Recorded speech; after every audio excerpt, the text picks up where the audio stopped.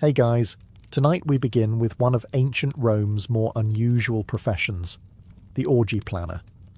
Yes, someone had to schedule the wine, supervise the grapes, organize the entertainment, and make sure no one accidentally brought their mother-in-law. It might sound absurd, even decadent, but Roman feasting culture wasn't just about indulgence. It was about power, status, networking, and, well, quite a bit of nudity. So before you get comfortable, take a moment to like the video and subscribe, but only if you genuinely enjoy what I do here.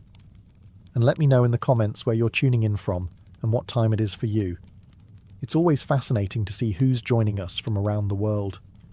Now dim the lights, maybe turn on a fan for that soft background hum, and let's ease into tonight's journey together. Your eyes open before sunrise, not because you're disciplined, because you're anxious. You're the planner of tonight's elite Roman orgy, which means your brain has already conjured 17 things that could go wrong before breakfast. Your sleeping mat is still warm, your tunic is wrinkled, and someone has already shoved a scroll under your door. It crackles ominously. You unroll it with the grim resolve of a soldier reading his draft notice.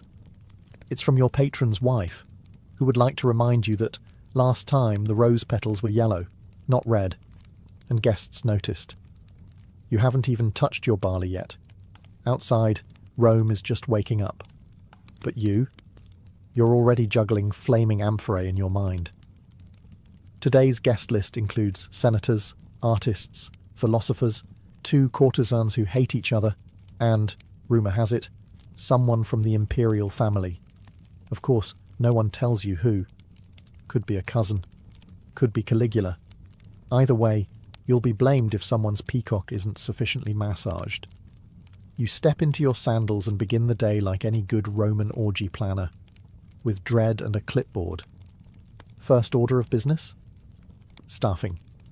You sent runners yesterday to book flute girls, dancers, a harpist, and a man who walks on his hands while balancing a tray of figs on his feet. None have confirmed. You suspect at least 2 are currently drunk in the Subura. Then there's the food. You've requested oysters, honey-roasted dormice, figs, dates, olives, and several questionable meats from the eastern provinces. Everything must arrive fresh, or at least freshish. 1 bad oyster, and half the forum will be whispering that you poisoned Senator Gaius. Oh, and don't forget the cushions. Last time, one of the divans collapsed under a toga-heavy magistrate, and the fallout was political. This time, the couches must be sturdy enough to handle whatever happens on them. And you know exactly what happens on them. The sun is barely up, and you're already sweating into your linen. You take a breath. You remind yourself, you are a professional, a maestro of madness, a choreographer of chaos. It's going to be a long day, but the cushions will be fluffed, the wine will be poured, and the guests will never know how close you came to screaming.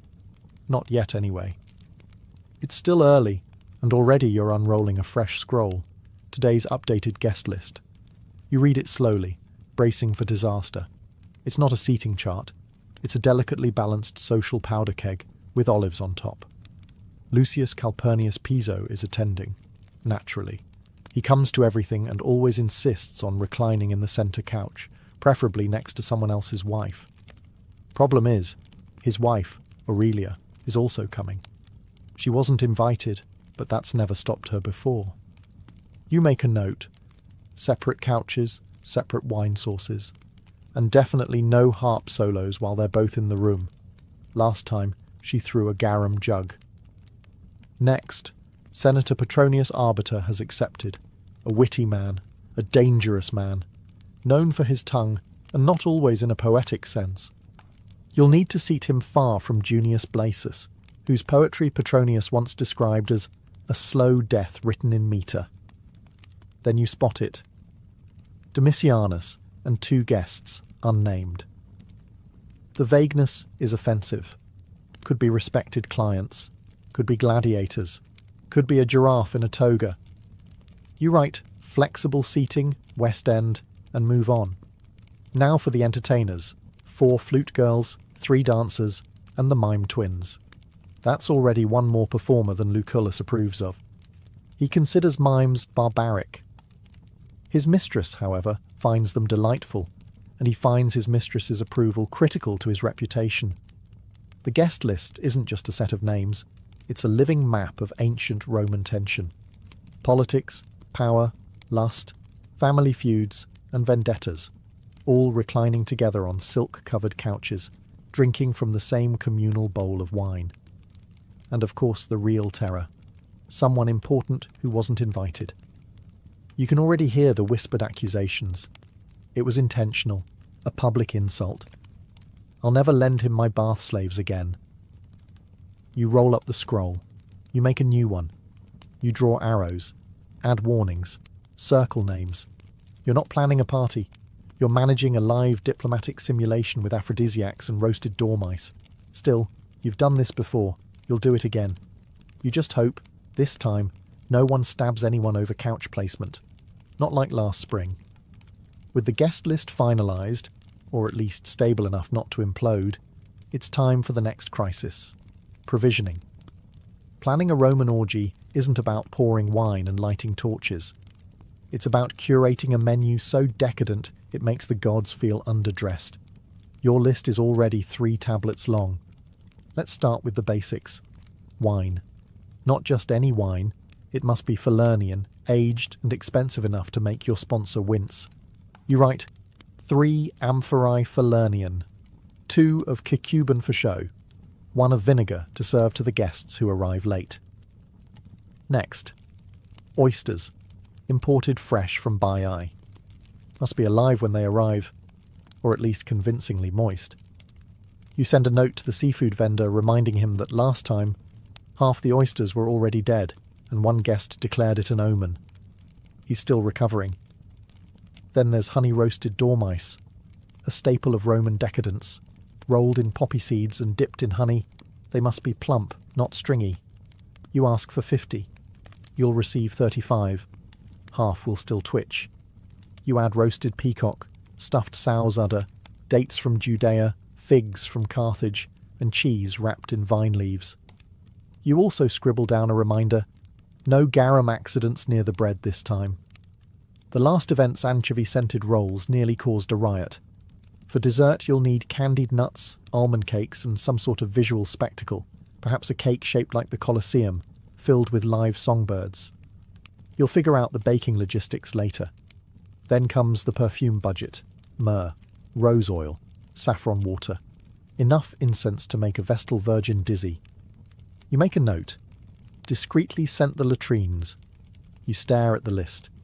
It looks more like a military requisition than a menu, and it costs more than a decent villa outside Ostia. But this is Rome. Opulence is expected. Gluttony is style.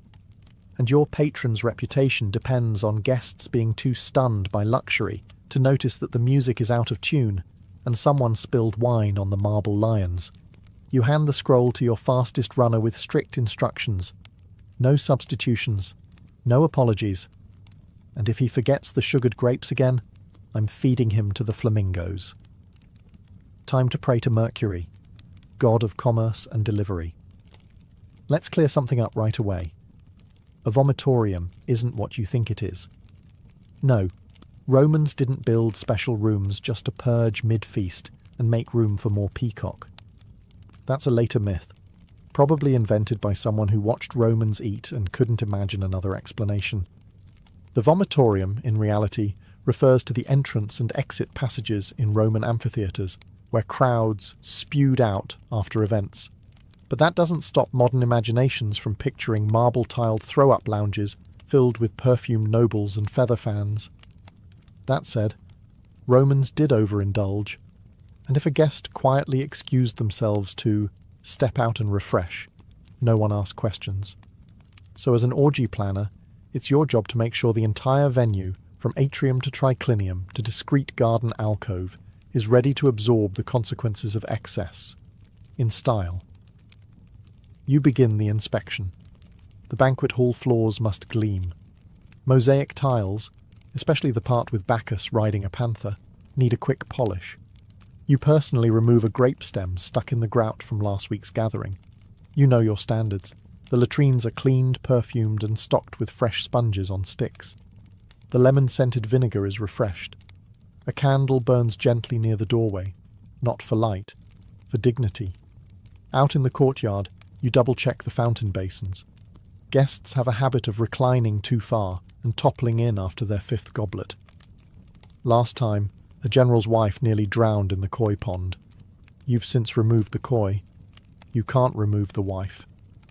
You pass through the perfume room, where oils and salves are arranged like an apothecary for indulgence. Rose, cinnamon, myrrh. You sample one, and your wrist smells like a love letter to Venus. Perfect. Next, you inspect the vomitorium myth room. That is, a quiet hallway with a curtain, a chair, a bronze basin, and a polite slave stationed with a fan. It's not called that, of course. It's called the retreat, but everyone knows what it's for, and it too must sparkle. Clean, scented, and luxurious. No matter how indulgent things get tonight, no one leaves this party feeling undignified. If they do purge, they'll do it surrounded by polished marble and tasteful murals of satyrs. That's your promise. It's mid-morning, and it's time for the most delicate part of your job. Not selecting wines, not managing nobles, but addressing the staff. A Roman feast of this magnitude requires people. Lots of people. And none of them woke up today hoping to be part of another nobleman's indulgent fever dream. You gather the team in the atrium, 23 bodies, each with a role. Most are slaves, some born in the household, some bought for the specific purpose of carrying trays, pouring wine, or looking attractive while silent. A few are paid performers. All are stressed. First up, cupbearers. You assign them their zones: central triclinium, periphery lounge, west garden. Dilute the strong wine unless told otherwise, you remind them. Some guests think they can handle full Falernian. They cannot. Fan bearers are next, a crucial role. Their timing can make or break a guest's comfort. One gust too strong and you've blown out a candle or exposed someone's secrets. One too weak and someone sweats into a silk cushion. Neither is acceptable. Fruit attendants, yes, they're a thing, are instructed to refresh trays constantly, peel grapes only upon request, and discreetly remove any fruit that begins to resemble a raisin. Then there are the musicians, already bickering about tempo. You separate the flute girl from the lyre player. Last time, their disagreement turned into a duet so awkward the guests stopped mid-feast to offer them marriage counselling. The dancers, all oil and eyeliner, lean dramatically against a pillar, pretending not to listen. You run through their cues anyway. No improvisation, you say sharply. We are not reliving the Bacchic fire incident.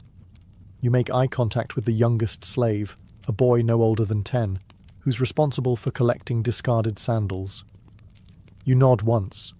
He nods back. A silent pact is made. He will not fail you.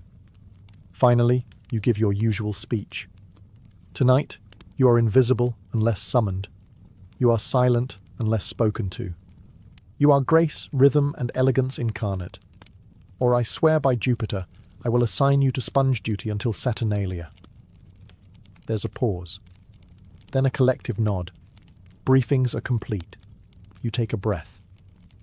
The human engine behind Roman debauchery is oiled, powdered, and aligned. For now. It happens every time. The invitations go out, the wine arrives, the silk cushions are plumped, and just when you begin to feel marginally in control, someone hurries into the atrium, out of breath, with that familiar look. The musicians haven't arrived. Of course they haven't. You grit your teeth. You specifically booked a flute girl, 2 cithara players, and 1 backup aulos duo in case of exactly this situation. And yet, here you are, staring down the barrel of silence at a party where silence is considered a civic offence. You send your most reliable runner to the Subura district, Rome's chaotic marketplace of noise, smells, and bad decisions. Find them, you instruct, alive, conscious, and dressed. You don't even ask why they're late. You already know. They're either still asleep, too drunk to walk, or tangled in a romantic entanglement that began at last night's Saturnalia rehearsal and never stopped. The dancers are now complaining that without musicians, they can't rehearse. The poets are delighted, assuming this means more stage time. You quickly squash that idea. No one wants Gaius's ode to his mother's third marriage recited at a party where people are eating sugared dormice. You consider contingency plans.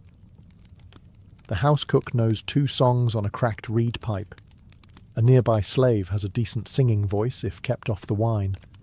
Worst case? You hum in rhythm while someone shakes a jar of lentils. You pray it doesn't come to that. Then, like ghosts emerging from incense, the musicians appear, fashionably dishevelled, vaguely apologetic, and smelling faintly of spikenard and poor decisions. One of the flute girls is missing a sandal. The other looks as though she's had her heart broken by at least 3 senators. Still, they're here. You assign their stations. One in the atrium, one near the main dining hall, one in the garden for ambience. You stress. No dramatic tempo shifts, no dirges, no impromptu solos unless someone's actually dying. They nod. Sort of. You exhale. Crisis averted. For now. But you keep your eye on the lyre player. He's tuning it slowly, lovingly. Far too lovingly for someone who isn't about to ruin everything with an improvised love ballad. You make a note. Station him near the door. Easy removal. If music is the soul of the party, seating is the strategy. You're not just placing guests on couches, you're navigating rivalries, romances, and enough unspoken tension to collapse a marble villa. The Roman triclinium, the classic 3-couch setup, seats 9. Technically, comfortably, closer to 7 if no one brings their pet leopard. You begin by sketching it all out on a wax tablet, muttering to yourself like a general planning a siege. Centre couch, that's where the status goes. The summus locus, the place of honour, is reserved for the guest of highest rank. Unfortunately, 2 people think they're that person. Senator Piso and Governor Crispus both claim the title by birth, marriage, and sheer self-confidence. You'll need to decide who gets the top spot and who gets mildly poisoned wine. You also need to keep lovers near each other, but not too near, unless they're ex-lovers, in which case they must be divided by an entire bowl of olives and someone charming but very boring in between. Then there are the seat fillers, charming but forgettable citizens who exist to keep the peace.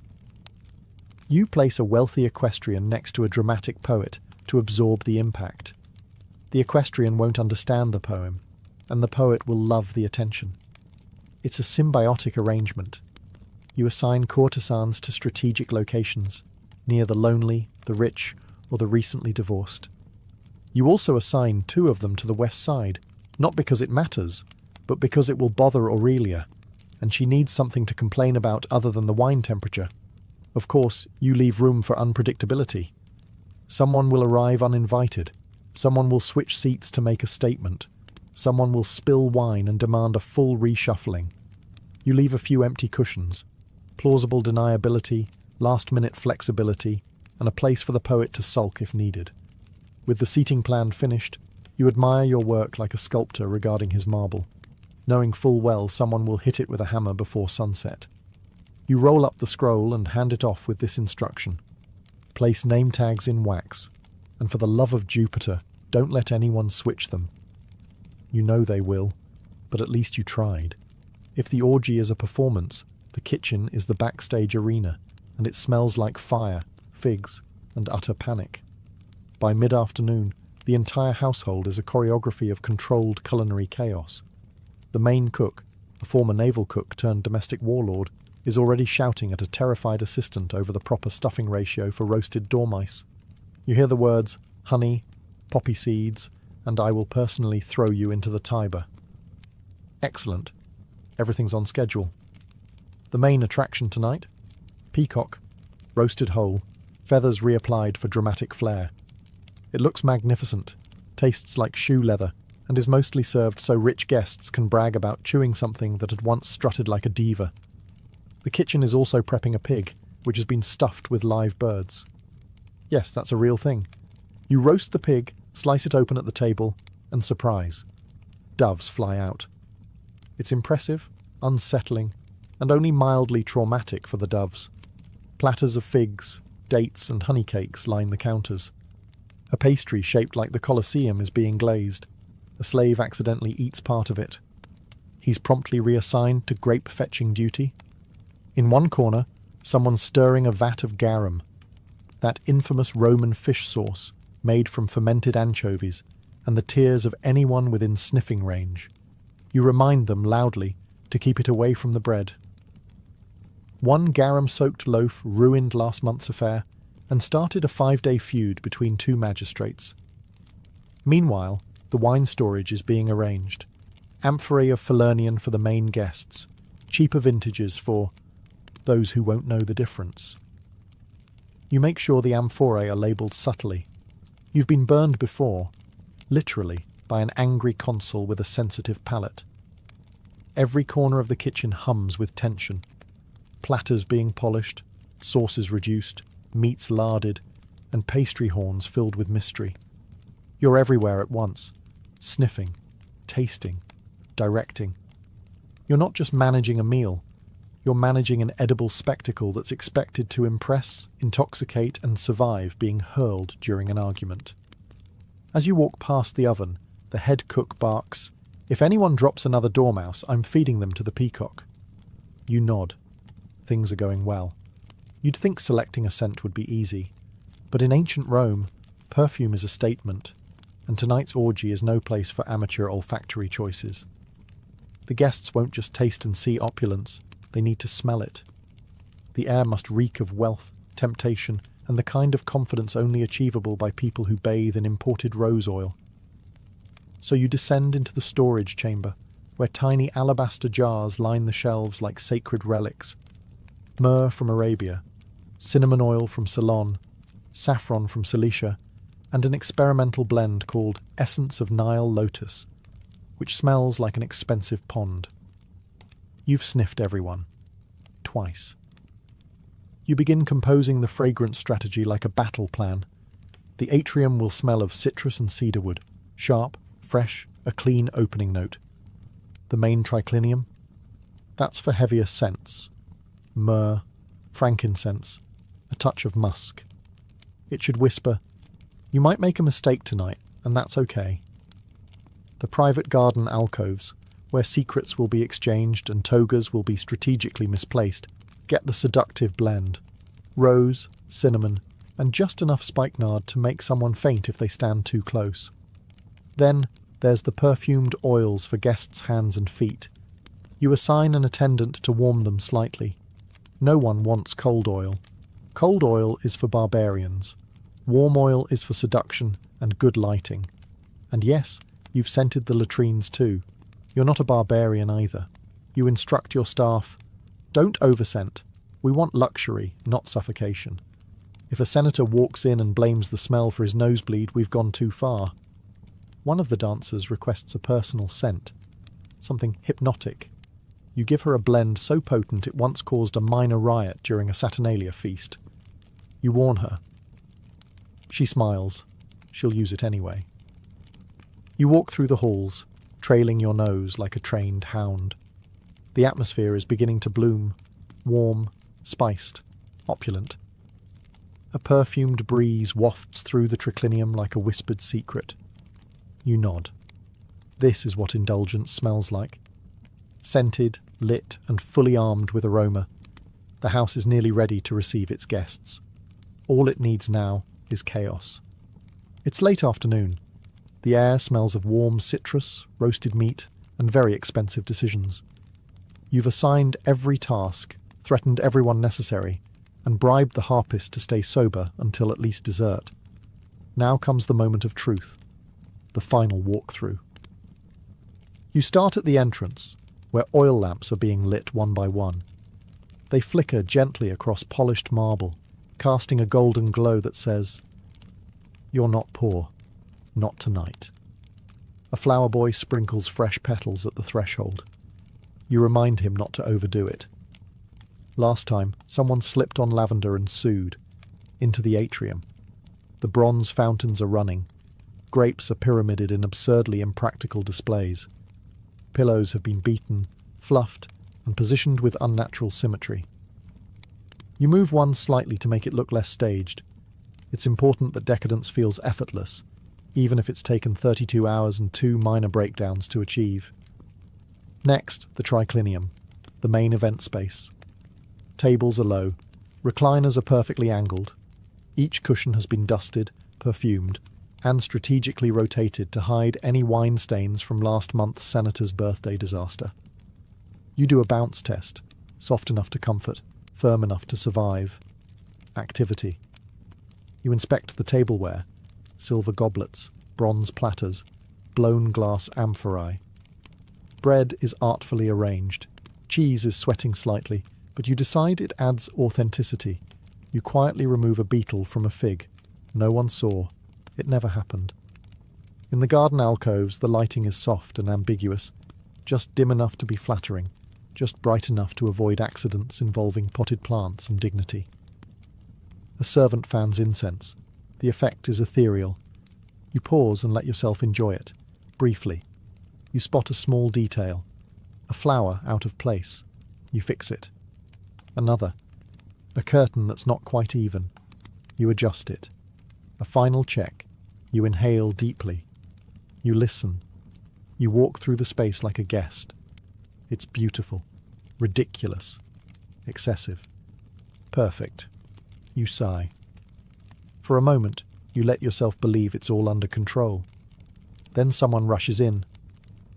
The guest of honor has arrived early, and he brought 3 extra wives. Of course he did. You smile tightly, straighten your tunic, and step into the fray.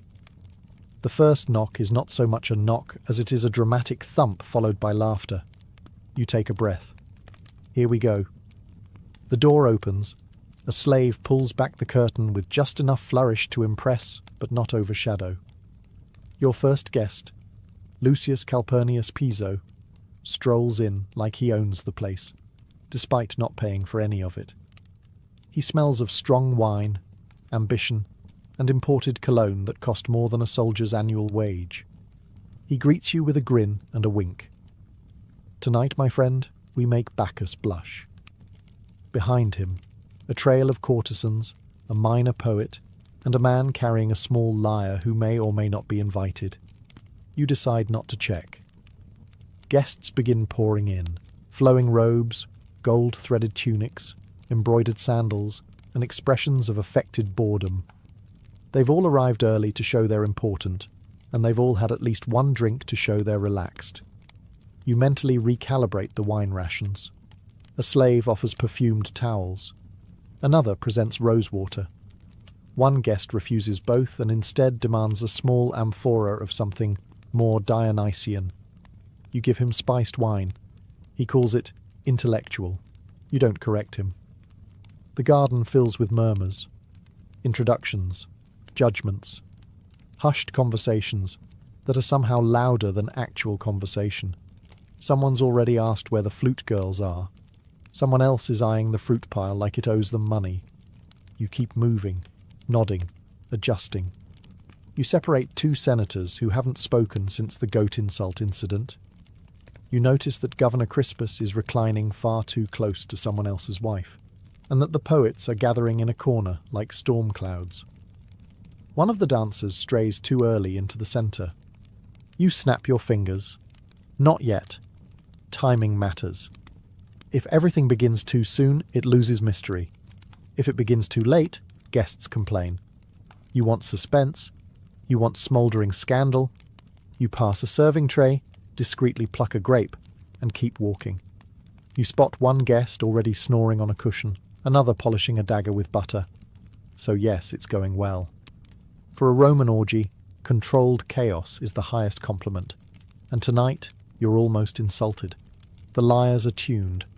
The flute girls are finally sober, or at least balanced, and the dancers are oiling their limbs like they're about to go into battle. You give the nod. The entertainment begins. A hush falls over the triclinium as the first dancer steps forward, golden veils flowing, anklets chiming, eyes fixed somewhere between divine inspiration and complete apathy.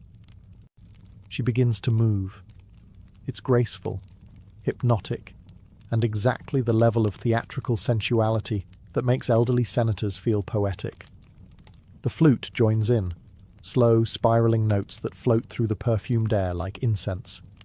For a brief, beautiful moment, the entire feast slips into rhythm. Chewing slows, conversations hush, even the poet stops trying to recite.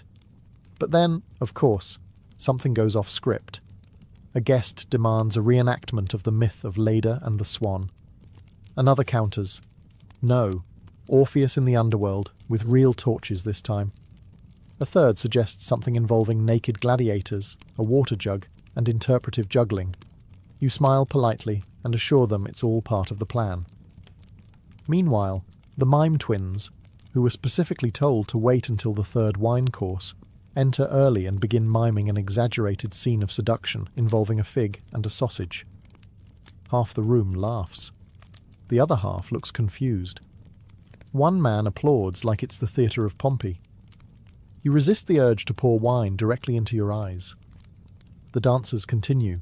The musicians try to adapt. You spot the harpist improvising something mournful, possibly because she's just realised she's playing in the wrong key. Then someone throws a peach. At first it seems accidental, but then another guest throws a fig back. Now it's participatory. You step in quickly, raise your hand, and declare it a symbolic offering to Bacchus. Everyone cheers. Crisis averted. You make a note to never serve throwable fruit again. The entertainment surges forward. Music, movement, whispers, laughter. A flame dancer performs near the pool. A flute girl stumbles. A guest proposes to a statue. It's chaos. Gorgeous, perfumed, theatrical chaos. And this is where you shine. Orgy planner, stage manager, mood wrangler, fig diplomat. You adjust a lamp, nod to a server, and glide silently through the shadows, as if any of this was intentional. By the third course, the wine is no longer being served. It's being worshipped. The guests, draped across their couches like tipsy gods, are in full bloom, laughing too loudly, flirting too boldly, and forgetting basic facts like who they came with. You've instructed the servers to strategically dilute the wine. Falernian is strong. One amphora can convince a senator to sing poetry or confess to tax fraud. You water down the wine for the ambitious and leave it pure for the already hopeless. It's diplomacy by the jug. The conversations grow less philosophical, more personal. A young patrician loudly compares his wealth to Jupiter's. A merchant brags about owning 3 villas and a camel. A woman in pearls whispers a joke about the emperor's feet. You pretend not to hear. If she gets exiled, you'll miss her. She's great with seating arrangements. Across the hall, a poet is trying to seduce a philosopher using verse that sounds suspiciously plagiarized. You walk past just in time to hear, "Your eyes are like olives, dark and briny." You do not intervene. Meanwhile, 2 courtesans are locked in a passive-aggressive compliment battle. Each smile is a dagger. Each laugh carries the scent of strategic murder. One gifts the other a fig. You take a mental note. Remove all figs by dessert. And of course, in the back corner, someone has decided to start a drinking game involving gladiator trivia. "Name 3 famous duels or drink," someone shouts. A minor senator tries to fake his way through an answer. He's booed. He drinks. He collapses gently into a pillow and begins quoting Virgil. In the garden, a guest is giving a speech. He believes he's being profound. He's actually just explaining how many slaves it takes to keep a marble fountain clean. No one stops him. It's tradition. The wine flows faster now. Amphorae are opened like promises. Cups are never empty. Boundaries blur. Names are forgotten. Stories are exaggerated. The orgy part of the orgy is inching closer. And still, you monitor the flow like a seasoned general. You adjust lighting. You slow the music. You stop a guest from drinking perfume. The orgy is heating up. And the scandals, they're just beginning to simmer. By this point in the evening, the party has transitioned from structured decadence to unstructured mythological nonsense. Guests have stopped using names. Titled senators are referring to each other as Apollo, Venus, or that guy with the peacocks. Someone has fashioned a laurel wreath out of table herbs. You spot 3 people in the fountain. One appears to be trying to baptize the others. You decide not to ask. This is the moment where most hosts would panic. But you? You sip watered wine calmly and begin quiet damage control. The gladiator wrestling reenactment has moved dangerously close to the mosaic of Neptune. You reroute them gently, offering a tray of dates as distraction. It works. They fall for it like toddlers with tattoos. You notice 2 guests missing. You find them under the table, arguing about stoicism while rubbing each other's feet. You cough discreetly. They nod and pretend to be looking for a lost bracelet. In the west alcove, the flute girl has burst into tears. A guest asked if her instrument was tuned, which she interpreted as a metaphor for something else entirely. You send over the backup lyre player and a complimentary handful of pomegranate seeds. She recovers. In the atrium, a very large man is attempting to seduce a marble bust of Venus. He's whispering sweet nothings and slowly feeding it olives. You send a servant to gently turn the bust away to avoid scandal. The man takes it as a challenge and begins reciting love poetry. You allow it. Frankly, it's better than his earlier conversation about grain tariffs. Someone knocks over a torch. You catch it before it hits the tapestry. You do not flinch. You do not sweat. You are the still centre in a storm of satin, grapes, and moral compromise. You walk the room like a high priest of excess, adjusting, smoothing, redirecting, a hand on a shoulder, a look across the room, a raised brow that says, "Don't throw that goblet, Cassius." He puts it down. He knows better. This is your art, your chaos, and you've tamed it, just enough. But it's not over yet. You hear the distinct sound of someone riding a wine cart down the hallway. You take another sip. It's almost dawn. Dawn breaks with all the subtlety of a dropped amphora. Sunlight creeps across the marble floors, illuminating the carnage. Overturned goblets, a sandal stuck in a fruit bowl, and a nobleman sleeping face down in a decorative urn. The oil lamps are sputtering out. The perfume has faded into something resembling regret. You step carefully over a passed-out flute player and begin your final round of damage assessment. The cushions are askew. Several togas are draped across statues in ways that could qualify as art or evidence. Someone wrote a philosophical limerick on the wall in wine. It doesn't rhyme, but it is surprisingly insightful. You find your way to the triclinium. A pile of olives has been arranged into a crude likeness of the emperor. You consider preserving it, then quietly kick it under the table. The slaves begin the silent ritual of post-orgy cleanup. Wine-stained linens are bundled up. Half-eaten peacocks are carted off. Incense ashes swept into neat, dignified piles. You give instructions in a hushed voice, as though speaking too loudly might awaken the deeper chaos. You check on the guest list. Everyone accounted for. No deaths. 1 sprained ankle. 2 spontaneous marriages. 1 very polite note left by a departing philosopher that simply reads, "Thank you. I've learned things I must never speak of." You make a list titled Debrief. It includes, never serve throwable fruit. Do not allow live poetry battles near open flames. Keep Venus statue in storage during future events. Seat Crispus far from anyone with legal representation. Someone groans loudly from under a table. You nod in acknowledgement but offer no help. The party is over. Everyone must face their own consequences. In the garden, doves are still wandering from the pig-burst performance.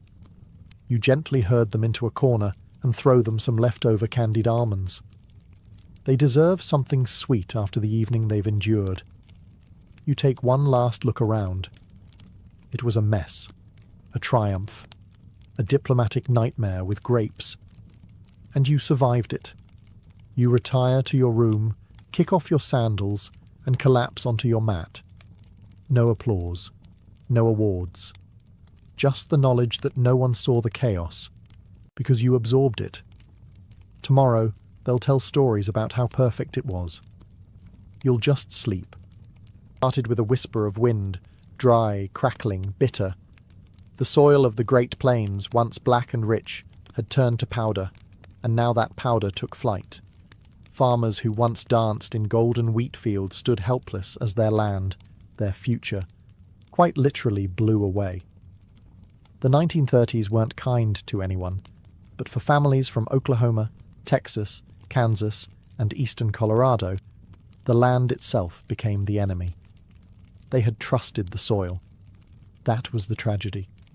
Encouraged by government incentives and promises of prosperity, thousands of families had ploughed up native grasses to make way for row after row of wheat. But they weren't told that those native grasses were the only thing holding the land in place. And when the rains stopped in 1931, they didn't return. Year after year, the drought deepened. Without roots, the topsoil had nothing to hold it down. It began to lift, carried away by the wind in ever-thickening clouds. The storms came suddenly. One moment, the sky was blue. The next, it was black, as if night had fallen in the middle of the day. Walls of dust hundreds of feet high swallowed entire towns.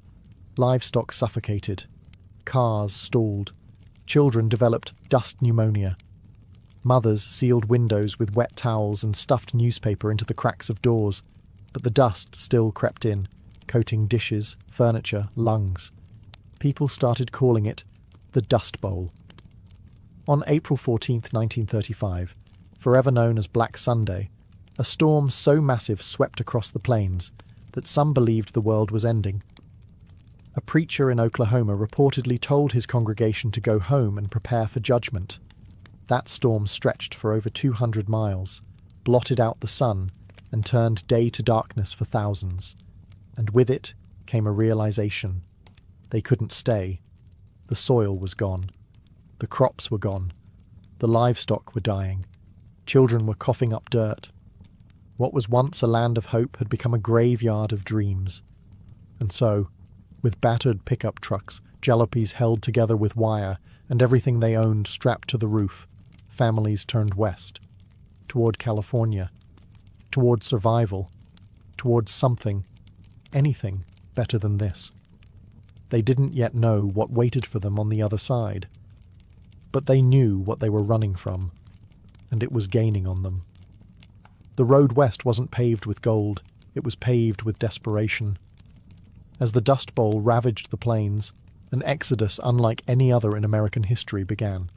Families piled into rickety Fords and Chevrolets, often with 4 flat tires and more children than seats. Everything they had, mattresses, kettles, washboards, and heirlooms, was lashed down with rope. Their destination was a dream. California. Route 66 became the artery of escape. It stretched from the Dust Bowl states to the Pacific, winding through New Mexico, Arizona, and into California's Central Valley. For many, it wasn't just a road, it was a lifeline. Towns along the route swelled with migrants, camps sprang up near gas stations, and any rest stop with running water became a temporary home. They came by the thousands.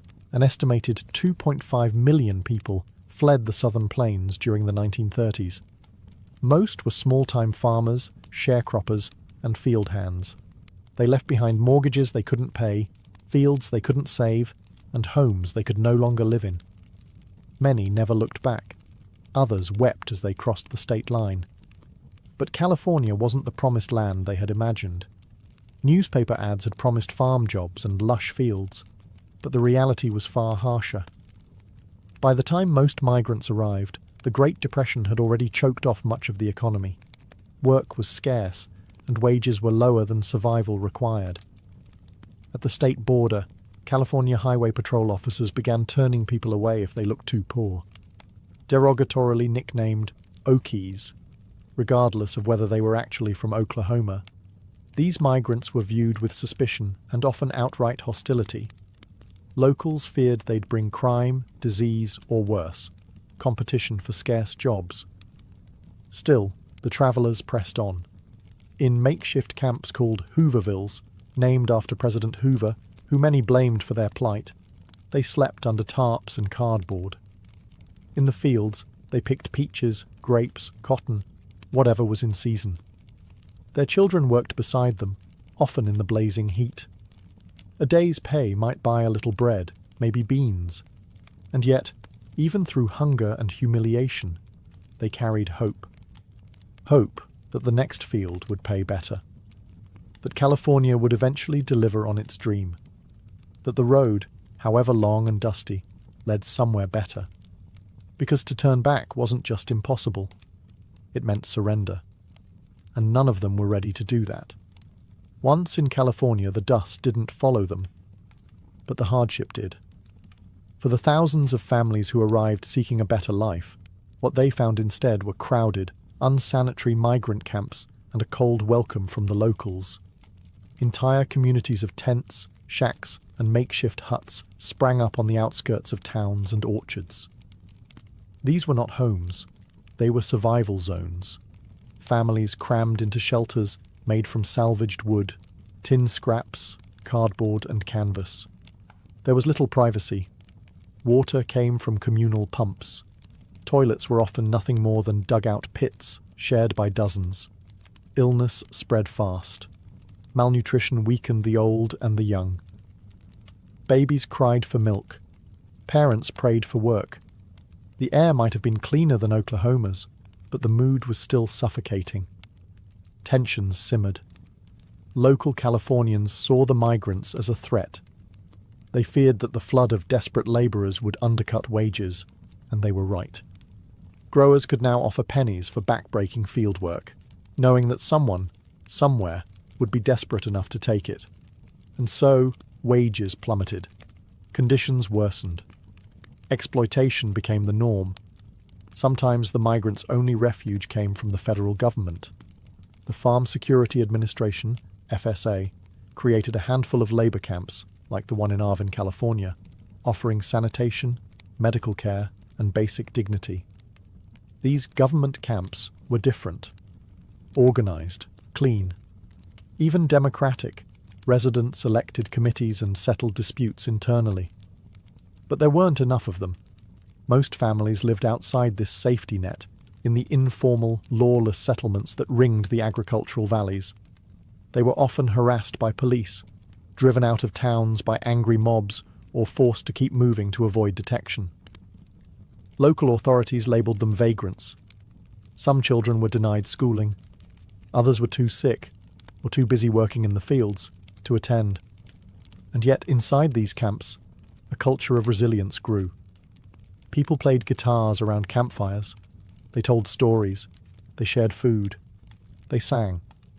Songs like Hard Travelin' and Do Re Mi gave voice to their pain and their perseverance. These weren't just sad ballads. They were anthems of survival. Because even when life stripped them of land, home and security, they still clung to community. And with community came strength. They were poor, but they were not broken. And slowly, something powerful began to grow amid the hunger: solidarity. For the children of Dust Bowl migrants, childhood was not a time of play. It was a daily exercise in endurance. Their toys were often sticks.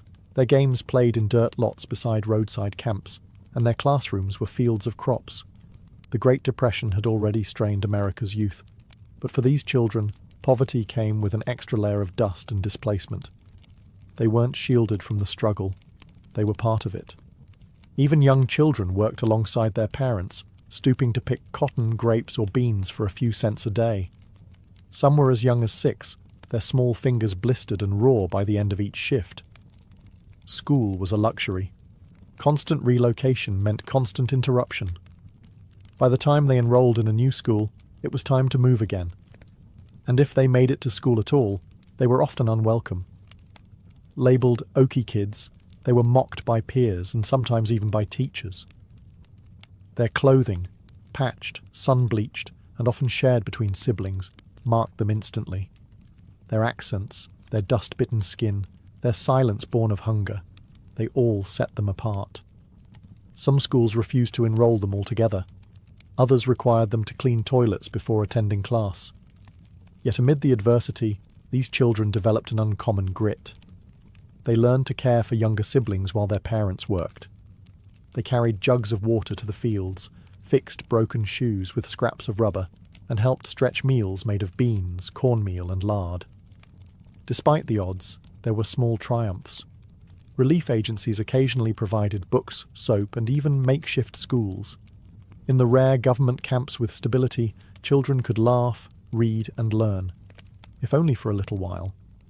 It wasn't much, but for a child who had lived through dust storms, hunger, and homelessness, it was a start. Some grew up to remember these years, not just as ones of deprivation, but of togetherness. Families, though poor, were tightly knit. Storytelling, music, and shared chores created bonds that lasted lifetimes. The children might not have had toys or birthdays or summer vacations, but they had one another. And as they grew, many carried that resilience into adulthood, becoming the first in their families to find stable jobs, finish high school, or join the military in the coming war. They were children of dust, yes, but also children of determination. As the Dust Bowl migrants toiled in California's fields and camps, their stories didn't vanish. They transformed into song. Music became both a comfort and a weapon, a way to preserve dignity and protest injustice when words alone weren't enough. In the rhythm of guitar strings and the verses of folk ballads, the pain, pride, and perseverance of the migrants came alive. Nowhere was this more visible than in the music of Woody Guthrie. A native Oklahoman himself, Guthrie became the voice of the displaced. He travelled alongside migrants, slept in the same camps, and picked in the same fields. What he saw, he sang. His songs weren't abstract. They named real places, real struggles, real heartbreak. Do Re Mi, for example, warned hopeful migrants that California wasn't the paradise they had imagined. California is a Garden of Eden, a paradise to live in or see, but believe it or not, you won't find it so hot, if you ain't got the do-re-mi. Guthrie's songs echoed through dusty camps, played on battered guitars, harmonicas, or simply sung aloud. They were passed from tent to tent, worker to worker. These weren't just melodies, they were oral history. They reminded listeners they weren't alone. They turned shared pain into collective strength. But Guthrie wasn't the only one. Across the camps, migrants created their own songs about lost farms, cruel foremen, the long road west, or hopes for a better tomorrow. These songs told the truth when newspapers didn't, when politicians wouldn't. They spoke of exploitation, hunger, police harassment, and broken dreams, but also of love, faith, and resistance. This music influenced the rising American folk scene and became part of a larger cultural shift. It exposed listeners beyond California to the harsh reality of life for Dust Bowl refugees. It built empathy. It planted seeds of activism. Over time, these songs helped fuel support for reform. They humanized statistics. They pierced through indifference. They challenged the narrative that the migrants were lazy or unwanted. In melody, they proved otherwise. Because when the land failed, and the work was cruel, and the people were hostile, there was still the music. It fed souls when bodies starved. It gave voice to the voiceless. And it reminded every man, woman, and child beneath a canvas roof, you matter, you belong, you endure. The migrants had their songs, but they also found a voice in literature, one that would echo far beyond the camps and fields. That voice belonged to John Steinbeck, a California native who witnessed the Dust Bowl migration firsthand and transformed the plight of the displaced into one of the most powerful novels in American history, The Grapes of Wrath. Published in 1939, The Grapes of Wrath followed the fictional Joad family, Orgies from Oklahoma, as they made the harrowing journey west and encountered the brutal realities of migrant life. But while the characters were fictional, their suffering was very real. Steinbeck had travelled through migrant camps, spoken with families, and documented their lives in searing detail. He was outraged by what he saw: malnutrition, police violence, wage theft, and the erosion of human dignity. His words were not gentle. They were raw, furious, and unflinching. He described babies starving to death, men breaking under humiliation, women doing back-breaking labour while hiding pregnancies. Steinbeck didn't romanticize the poor. He honoured them. He saw in them a resilience that refused to die. The novel sparked a firestorm. Some called it un-American. Growers and local officials denounced Steinbeck, accusing him of exaggeration and slander. One California Chamber of Commerce even burned copies of the book, but readers across the country couldn't look away. Suddenly, the faceless Orgies had names, stories, and beating hearts. Steinbeck's work did more than raise awareness. It pushed for action. His reporting, combined with the influence of the Grapes of Wrath, helped pressure the federal government to investigate labour abuses and improve conditions for migrants. It brought national attention to a crisis many preferred to ignore. And just as important, it preserved a record. Long after the camps vanished and the winds settled, Steinbeck's story remained.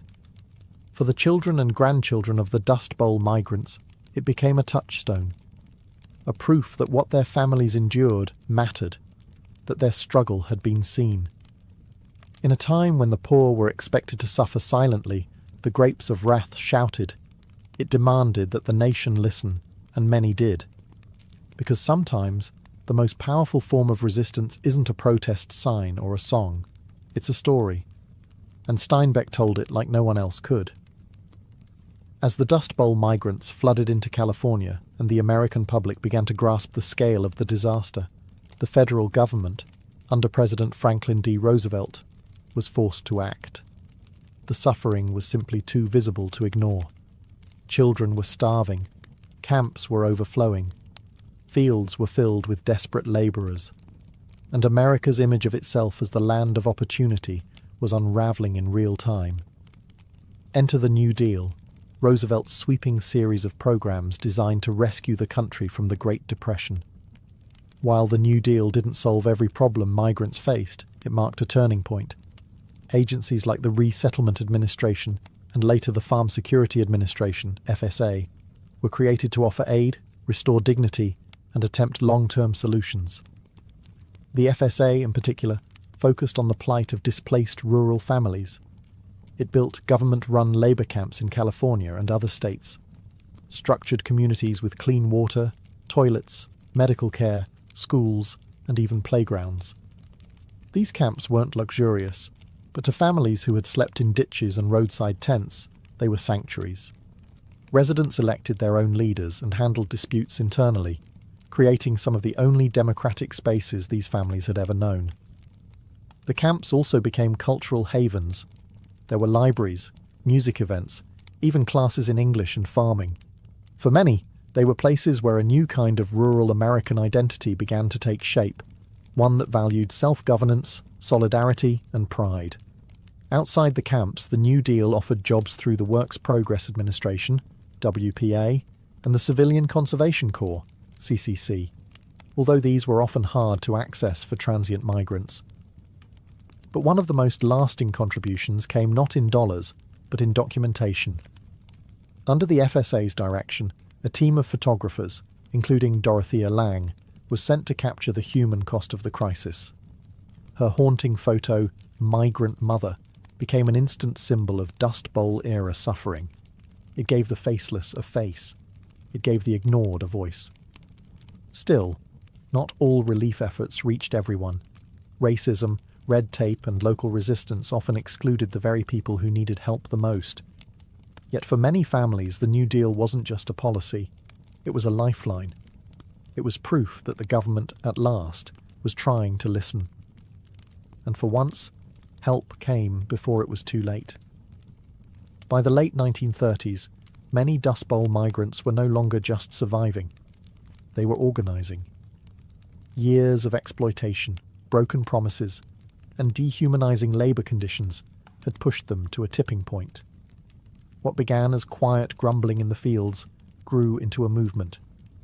A wave of strikes, boycotts, and labour protests swept through California's agricultural valleys as migrants demanded better wages, safer conditions, and basic human dignity. It was a dangerous gamble. Growers were powerful. They had money, political connections, and the police on their side. Striking workers were often arrested, beaten, or run out of town. Some were blacklisted from future employment. Others were attacked by hired enforcers. But despite the risk, the workers stood their ground. Organisations like the Cannery and Agricultural Workers Industrial Union and the United Cannery, Agricultural, Packing and Allied Workers of America, UCAPAWA, began to emerge, offering a rare but essential support system. Though often underfunded and fragmented, these unions helped teach workers how to negotiate, how to protest peacefully, and how to document abuses. For many migrants, especially women, joining a strike wasn't just about money. It was about voice. Mothers marched with children in their arms. Teenage daughters stood beside fathers in picket lines. In some camps, entire families were evicted for trying to unionize. Yet the courage remained. In 1933 and 1934, massive cotton strikes broke out across the San Joaquin Valley. Thousands walked off the job. While growers tried to break the momentum with intimidation and violence, the strike gained national attention, and after long weeks of protest, workers won a modest pay increase, proof that resistance could work. Journalists and writers documented these uprisings. Photographers captured images of tired but defiant picketers. Labour organisers like Luisa Moreno and Dolores Huerta, though their most famous work would come later, stood on the shoulders of these early migrant movements. The Dust Bowl refugees weren't just poor, desperate people. They were political actors, survivors, fighters. Even as their accents marked them as outsiders and their clothes betrayed their poverty, they refused to be silenced. They were no longer just victims of weather and economics. They were now shaping the narrative. In standing up for themselves, they began to change not just their own lives, but the future of labour in America. And their fight was just beginning. By the early 1940s, the worst of the Dust Bowl had passed. Rain finally returned to the plains. The economy, bolstered by the demands of World War II, began to recover. Many migrant families who had once wandered from field to field found permanent homes, steady work, and a fragile sense of normalcy. But the migration had already left a deep, irreversible mark on American society, culturally, politically, and emotionally. The children who once picked fruit under a blazing sun grew up to serve in the military, attend college through the GI Bill, and raise families of their own. Some became farmers again, this time with greater respect for conservation and the land. Others moved to cities like Los Angeles and Bakersfield, laying the foundation for working-class neighborhoods that still exist today. Culturally, the Dust Bowl migration reshaped California. Once seen as outsiders, Orgies gradually became part of the fabric of the state. Their music, language, and values blended with local traditions, giving rise to new genres, like the Bakersfield sound in country music, made famous by artists like Merle Haggard, himself the son of migrants. The pain and pride of those years never vanished. They just found new ways to speak. In literature, The Grapes of Wrath became a permanent fixture on American bookshelves, a reminder of both the nation's cruelty and its capacity for compassion. In politics, the Dust Bowl era helped fuel the labor rights movement, land conservation efforts, and broader awareness of the need for a social safety net. The lessons weren't just historical, they were environmental. The Dust Bowl taught America the danger of abusing the land. Soil conservation districts were established, farming techniques were reformed, and ecological stewardship became a national conversation. The wounds left by reckless agriculture were deep, but not forgotten. And perhaps the most enduring legacy was that of resilience. These migrants had faced nature's wrath, economic collapse, hunger, and hate. They had been spat on, shut out, and shoved aside. But they endured, they adapted, and they helped build the modern West. Today, descendants of Dust Bowl migrants still carry the stories of hardship and grit. In dusty family albums, in old camp photos, in the chords of a Guthrie song, they remember. Because the Dust Bowl wasn't just a disaster, it was a defining chapter of American identity. One written in dust, yes, but also in determination. Imagine a world with no paper, no books, no Google, just memory and voice. That was the reality for nearly all human societies for most of our existence. Long before alphabets were carved into stone or ink flowed onto parchment, Knowledge was preserved in stories, songs, and spoken rituals. Oral tradition wasn't just a method of sharing information. It was the primary engine of civilization itself. In these societies, memory was a sacred duty. Stories weren't told for entertainment alone. They were the vessels of identity, law, morality, and survival. Elders passed on creation myths, ancestral lineages, laws, customs, and taboos. Farmers learned planting cycles from seasonal chants. Hunters remembered terrain through rhythmic recitations. Parents taught children life lessons through fables and parables. Everything essential, who we are, where we come from, how to live, was carried in the voice. Because there was no written backup, accuracy mattered. Oral cultures developed sophisticated memory techniques to preserve knowledge. Rhythm, rhyme, meter, repetition. These weren't stylistic choices. They were mnemonic devices. Stories had structure for a reason.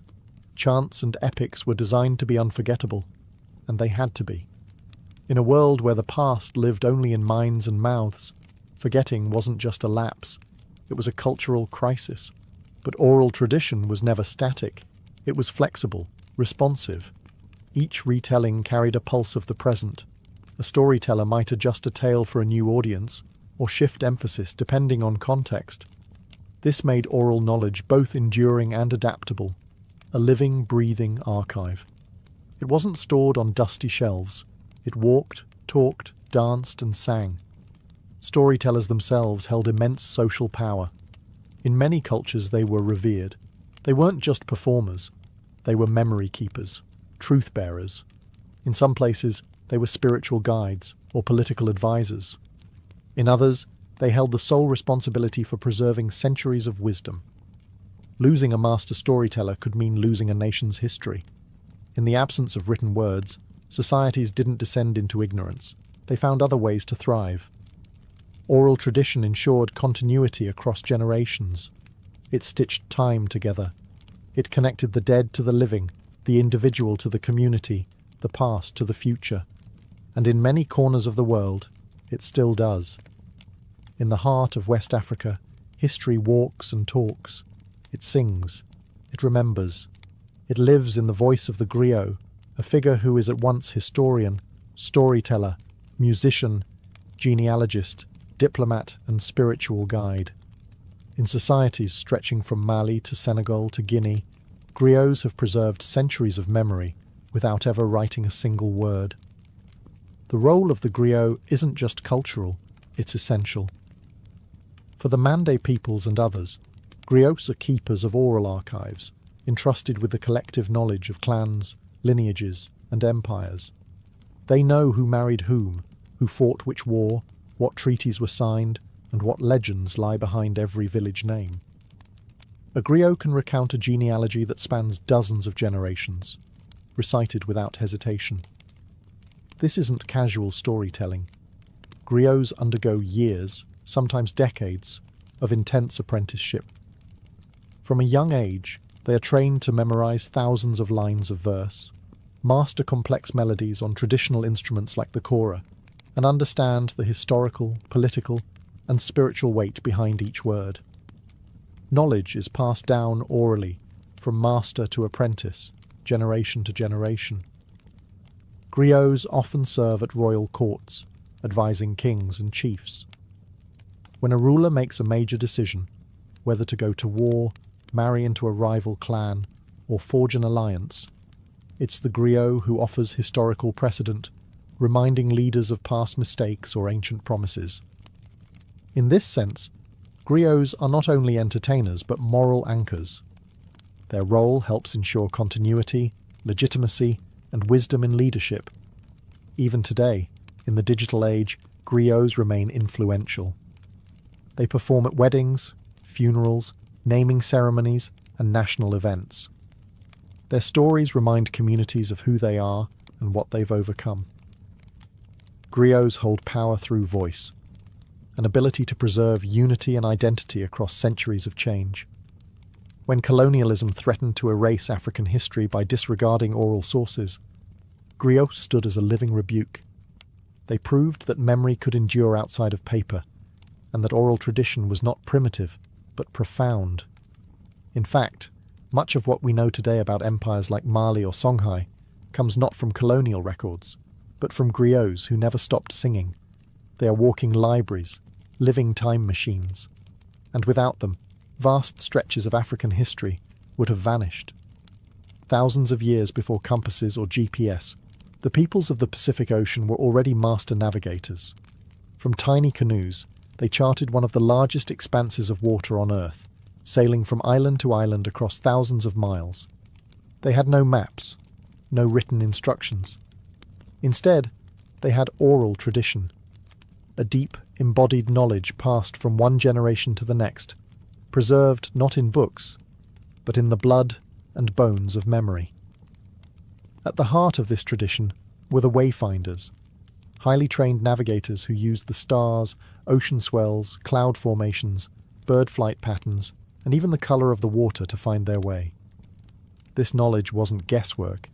It was precise, tested over generations of voyaging, but it wasn't written down. It was memorized through chants, songs, and visualizations, taught over many years in sacred training. One of the most famous examples of this oral memory system is the star compass, used by Polynesian navigators. This mental map divided the horizon into specific points aligned with the rising and setting of stars. Each star had meaning, direction, and seasonal timing. Wayfinders would chant these stars in a sequence, imprinting entire navigational routes into their minds like a living GPS. The knowledge didn't stop with astronomy. Navigators memorized sequences of islands, stories of past voyages, ocean swells, seasonal winds, and oral genealogies of their own lineages, because navigation wasn't just about travel, it was about identity. To sail the ocean was to trace the steps of your ancestors, to renew your connection to them with every voyage. Oral tradition also safeguarded cultural history. Myths of great migrations, origin stories, and the deeds of legendary seafarers were recited with reverence. These tales weren't just entertainment. They were survival manuals. They told when and where to travel, where fresh water could be found, what reefs to avoid, and what omens to heed. When European explorers arrived in the Pacific, they marveled at the accuracy of these navigators. Some dismissed their knowledge as luck or instinct, but centuries later, modern researchers began to rediscover the immense cognitive sophistication behind it. Today, Polynesian voyaging societies are reviving these oral traditions, training new generations in the art of wayfinding without technology, because in Polynesia, to remember is to navigate, to speak is to sail, and to forget is to be lost at sea. Long before the written word carved its place in Greek culture, bards travelled from town to town, reciting epic tales that would define Western literature. Among these storytellers was a name that echoed through millennia: Homer. Whether he was a single historical figure or a composite of many voices, Homer's Iliad and Odyssey are towering testaments to the power of oral tradition. These weren't simply stories, they were living performances. Recited aloud, often accompanied by the lyre, Homeric epics were transmitted from bard to bard, memorized in their entirety. The Iliad alone contains over 15,000 lines of verse. How could one possibly remember it all? The answer lies in the architecture of oral composition, formulaic language, repetition, epithets like rosy-fingered dawn or swift-footed Achilles. These repeated phrases weren't just poetic flourishes, they were memory aids, cues embedded in the narrative to help the performer stay on track. This method of oral composition allowed for flexibility. No two recitations were ever exactly the same. A bard could expand or shorten the story depending on the audience, weaving in local heroes or emphasizing different emotional beats. In this way, oral tradition allowed the epics to remain relevant, reshaped by each generation, even as their core remained intact. Homeric epics were more than entertainment. They were moral instruction, historical memory, and collective identity. Through the stories of Troy and Odysseus, Greek audiences absorbed lessons on honour, loyalty, cunning, fate, and the will of the gods. The performances bound communities together, reinforcing shared values and reminding listeners of their place in the tapestry of myth and memory. Even after the invention of writing, Homer's works continued to be performed aloud for centuries. The Greeks eventually committed the epics to text, but by then they had already left their imprint on Greek thought, education, and religion. They became cornerstones of classical learning, recited in schools and echoed in the works of philosophers and playwrights. The survival of Homer's tales is a triumph of the oral world. They weren't etched in stone, yet they endured longer than many civilizations. They remind us that human memory, when nurtured and structured, can rival the permanence of books. Because in ancient Greece, to recite Homer wasn't just to tell a story, it was to hold history in your breath. Long before European contact, the indigenous peoples of North America had built rich, complex civilizations without the use of written language. Their histories, laws, cosmologies, and scientific knowledge were preserved entirely through oral tradition. For these communities, spoken word was not merely a method of communication, it was a sacred force. Stories were not just told, they were shared, passed like ceremonial objects, with reverence and responsibility. Each nation, whether the Haudenosaunee, Lakota, Navajo or Hopi, had its own oral systems, suited to its landscape, cosmology and social structure. Creation stories explained not just how the world began, but how humans were meant to live within it. Animal fables taught values like respect, courage, and humility. Historical narratives preserved records of migration, warfare, treaties, and contact with outsiders. These stories were often told during winter, when families gathered in longhouses or around fire circles, reinforcing identity and kinship. The storytellers, often elders or spiritual leaders, were chosen not just for their memory, but for their integrity. They had to be exact. Embellishment wasn't encouraged unless it served a ritual purpose. Many stories had strict patterns, sacred sequences, and proper openings. A story mistold wasn't just inaccurate, it was disrespectful. Beyond history and myth, oral tradition also preserved practical knowledge. Indigenous fire ecology, agricultural systems, astronomical tracking, and herbal medicine were passed orally across centuries. The knowledge of when to plant, where to hunt, how to interpret the stars, or what plants healed wounds. This wasn't written in manuals. It was spoken from elder to youth, often in the form of story, song, or ceremony. Even diplomacy was rooted in oral memory. The Haudenosaunee Confederacy, one of the world's oldest participatory democracies, relied on oral recitation of its great law of peace, an epic constitution preserved through wampum belts and ceremonial speech, not parchment. When European colonists arrived, they often dismissed oral culture as inferior, not realizing they were speaking to societies with deep intellectual and legal traditions.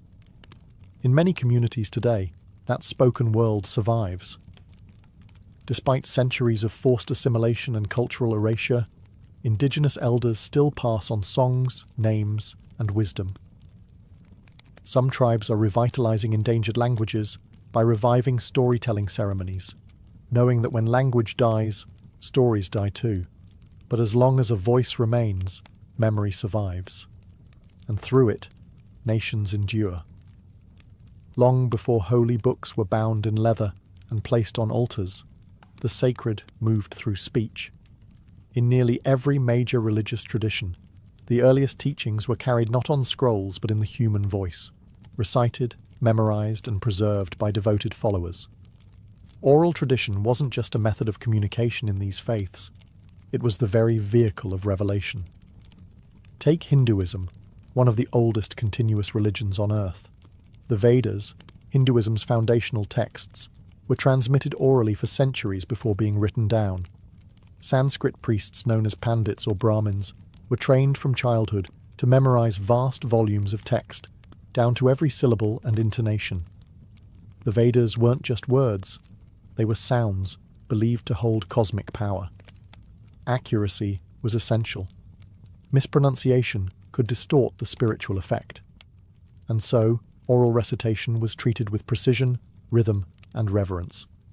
In Islam, the Quran is considered by believers to be the literal word of God as revealed to the Prophet Muhammad, not written, but recited. Even today, millions of Muslims memorize the Quran in its entirety, a practice known as becoming a hafiz. The oral tradition here isn't a supplement to the text, it's central. The melodic cadence of Quranic recitation, passed from teacher to student, sustains spiritual meaning and connects the listener to centuries of unbroken transmission. Christianity also began as an oral tradition. The stories of Jesus, the parables, the early miracles, they were shared aloud in gatherings before the Gospels were ever written. Early Christian preachers travelled from village to village, speaking to crowds, debating, converting. Even after the New Testament was compiled, most congregants couldn't read. Faith was still heard, not read. Psalms were sung. Sermons were preached. Scripture lived in ears before eyes. In Judaism, oral tradition forms the backbone of rabbinic teaching. The Mishnah and Talmud, key texts of Jewish law and interpretation, were initially preserved through complex oral chains of transmission. Rabbis debated and discussed teachings aloud, often committing thousands of lines to memory before anything was committed to ink. Across faiths, oral tradition ensured that the divine remained living, dynamic, spoken, and sung. Even today, believers continue these practices. Scripture is chanted, prayers are recited, mantras are whispered. Because for the faithful, the sacred isn't just what's written, it's what's heard, it's what's remembered, and it lives in the human breath. Long before modern courtrooms and printed legal codes, communities across the world upheld complex systems of law through oral tradition. Justice wasn't dispensed by reading from a book, it was spoken, memorized, and performed. In these societies, legal knowledge was a living memory, carried by elders, chiefs, judges, and councils, who ensured that fairness, obligation, and punishment were remembered and respected. Among the Gaelic Browns of Ireland, justice was entirely oral for centuries. The Browne laws, a detailed and intricate set of legal principles governing everything from land disputes to honour debts, were transmitted by trained legal scholars who memorized thousands of verses and precedents. These judges didn't carry books, they carried legacy. They recited decisions with precise language, referencing past judgments and using poetic form to aid memory and preserve consistency. In sub-Saharan Africa, many societies relied on elders and councils to enact justice through oral systems. In the Igbo, Zulu, or Ashanti traditions, legal matters were resolved in public gatherings, where testimony was spoken, witnesses recounted events, and judgments were issued through consensus. The absence of writing didn't mean a lack of structure. Memory was the law, elders were the archives, and the spoken word held full authority. Similarly, indigenous communities in North America used oral justice systems to resolve conflict and maintain harmony. The Haudenosaunee Confederacy relied on condolence ceremonies and consensus-based decision-making guided by the Great Law of Peace, a constitution transmitted orally and reinforced through wampum belts, beaded mnemonic tools. Laws were often embedded in stories, myths, and metaphors, reinforcing values like reciprocity, respect, and responsibility. These oral systems were not rigid. They were adaptable. They could evolve with changing times, incorporating new realities, without needing to revise written codes. This flexibility made oral law dynamic, deeply embedded in community life, and often more restorative than punitive. When colonial powers imposed written legal systems, many oral law traditions were dismissed as primitive or inferior, but they were anything but. They were community-centered, historically informed, and designed to maintain social balance, not merely enforce state power. Today, some of these oral legal systems are being revived and honoured. In places like New Zealand and Canada, traditional justice models are being integrated into formal systems, not because they're quaint, but because they work. Because in oral law, justice isn't something you read. It's something you hear, something you remember, and something your whole community understands. At the heart of every oral tradition lies a human being, the storyteller. More than just a narrator, the storyteller is a performer, a teacher, and a guardian of cultural memory. Whether standing before a royal court or sitting by a village fire, they use voice, gesture, rhythm, and emotion to transform memory into living experience. In oral societies, storytelling isn't just an act, it's an art form with structure, training, and purpose. Memory is the storyteller's greatest tool, but this isn't memory as most people know it. Storytellers often train from childhood, absorbing tales word for word, gesture for gesture, tone for tone. They learn through apprenticeship, listening to masters for years before ever telling a story themselves. Precision matters. The wrong detail can twist a sacred myth or misrepresent a lineage. And yet, flexibility is also part of the craft. A master storyteller knows how to adjust timing, tone, or content to suit different audiences, moments, or emotional atmospheres. Across cultures, performance is central. In Japan, rakugo performers sit on stage with only a fan and a cloth, bringing entire casts of characters to life through changes in pitch, facial expression, and timing. In India, the Kathakal tradition combines dance, mime, and song to retell ancient epics like the Mahabharata. In West Africa, griots use instruments like the kora to accompany their recitations, turning history into melody. Storytelling, then, isn't static. It's theatre with memory as its script. The audience is never passive. In oral cultures, storytelling is communal. Listeners gasp, laugh, respond. They know the tales, but come to hear them again, for how they're told matters as much as what is told. A familiar myth can feel new, fresh, even revelatory, depending on the teller's skill. Importantly, storytelling is not entertainment alone. It's education, history, ritual, law, and survival. A story may teach a child what plants are poisonous. It may encode directions across a desert, or rules about kinship and taboo. Often, the lesson is buried in metaphor, understood only with maturity. The storyteller is thus a cultural cornerstone. When they speak, they echo generations. They don't just remember the past, they embody it. Because in oral tradition, memory doesn't live in books, it lives in people. And when they speak, entire civilizations speak with them. In a world ruled by screens, algorithms, and cloud storage, it might seem like oral tradition has faded into the background. But in truth, it's not dying, it's evolving. The digital age, far from erasing spoken heritage, has given it new platforms, new audiences, and new power. Memory, voice, and story are once again central, not just in ancient rituals, but in podcasts, spoken word poetry, voice notes, and viral videos. The medium has changed, but the human impulse remains the same, to remember through voice. Social media, ironically, has brought us back to something ancient. TikTok creators tell modern parables in 60 seconds. YouTubers revive myths and folktales for millions. Podcasts have become the new campfires, where people gather, through headphones instead of hearths, to hear stories that move, teach, or entertain. And in many indigenous and marginalized communities, digital tools are now being used to record elders, revive languages, and archive oral history before it's lost. Technology is also empowering cultures once ignored. Smartphone recordings of grandmothers telling ancestral stories or children learning tribal songs are being shared across continents.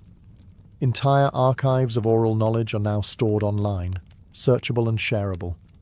What was once locked in a single storyteller's memory can now be accessed by thousands, with the press of a button.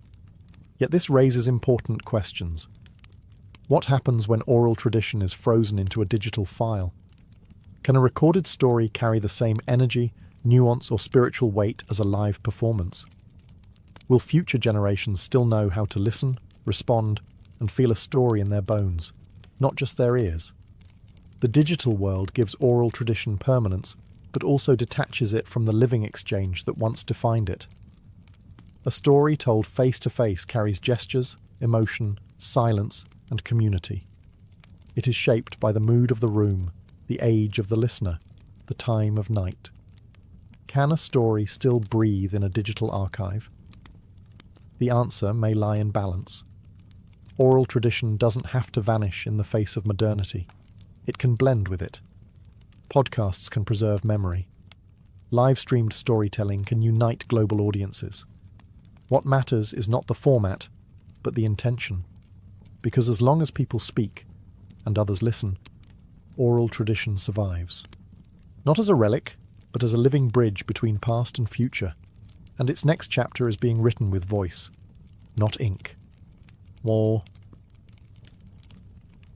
Tucked deep within Egypt's western desert, beyond dunes that roll like waves and sun-bleached rocks that shimmer under a brutal sun, lies the Siwa oasis, a place of improbable life and ancient mystery. Surrounded on all sides by arid desolation, Siwa is a mirage made real. Cool freshwater springs, groves of date palms, and olive trees where there should be none. But its true claim to fame is not its beauty or its isolation. It's the divine voice that once echoed from its sands. Here, at this remote outpost near the borderlands of Egypt and Libya, stood the temple of the Oracle of Amun, a sacred sanctuary dedicated to one of Egypt's highest gods. Amun wasn't just a deity of the Nile. His influence extended across empires, merging with the sun god Ra to become Amun-Ra, the king of the gods. But Siwa's oracle wasn't just a religious outpost. It was a spiritual beacon, a place where men came not to worship blindly, but to ask questions of fate and receive answers. Unlike the colossal temples of Thebes or Karnak, the temple of Amun at Siwa was modest in size. Built from limestone and mud brick, weathered by centuries of heat and wind, its strength lay in silence and secrecy. The temple was nestled within the town's sandstone cliffs, overlooking the vast sweep of the desert. It felt less like a monument, and more like a whisper from the divine, hidden, intimate, powerful. The oracle at Siwa was said to speak through the high priest in trances or ritualistic ceremonies, delivering answers from Amun himself. Those allowed to approach the shrine brought questions of war, succession, and identity. Not just common folk, but pharaohs and conquerors journeyed across the blistering sands, seeking a glimpse of their destiny. What made Siwa different was not just its isolation, it was its independence. Though nominally part of Egypt, the oasis existed in its own rhythm. Its inhabitants spoke a Berber dialect. Its priests were not mere tools of the state. They guarded the oracle with fierce autonomy. The desert itself was a barrier, both literal and spiritual. To reach Siwa was a test of resolve, but to hear the oracle's voice was to receive something few ever did, certainty from the gods, or so it was believed. The oracle of Amun at Siwa wasn't like other oracles. It didn't dwell in the bustling cities of Egypt or the rich temples of the Nile Valley. It existed in silence, surrounded by nothing but dunes and the haunting wind. This isolation gave it mystique and power. People believed that only in such stillness could the gods be heard.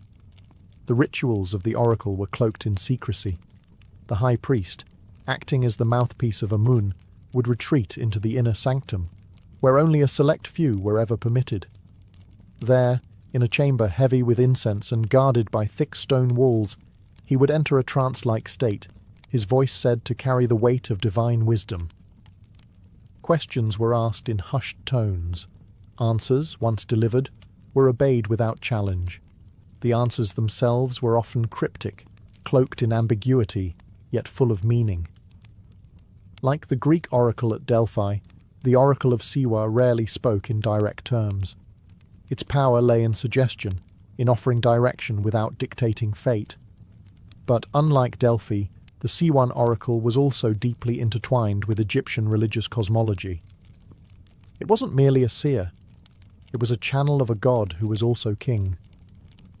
Pilgrims came from across North Africa and beyond, braving the merciless journey through the western desert to hear the oracle speak.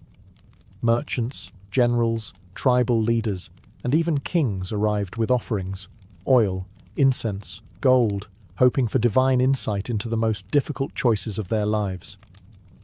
Some came for personal counsel, others came with questions that could determine the fate of nations. The oasis itself aided the mystique. At night the desert grew quiet and impossibly dark, the sky blanketed with stars. The wind through the date palms sounded almost like voices. Visitors would report dreams, visions, or sudden feelings of revelation after their visit. Whether by ritual or suggestion, the experience left a deep impression. But it wasn't just religious seekers who came. Political figures understood the oracle's value. To receive its blessing was to claim legitimacy, not just among locals, but across the Mediterranean world.